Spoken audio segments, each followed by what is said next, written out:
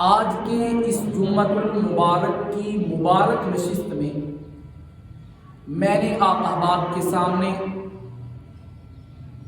قرآن مجید فرقان حمید کے چوتھے پارے کی سورۃ نساء کی آیت نمبر 36 تلاوت کی ہے،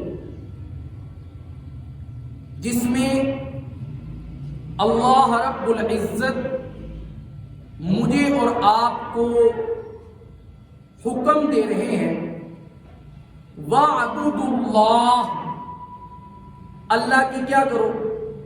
عبادت کرو، لا تشرکوا بہ شیئا، اور اس رب کے ساتھ کسی کو شریک نہ ٹھہراؤ، وَبِالْوَالِدَيْنِ احسانا، اور والدین کے ساتھ کیا کرو؟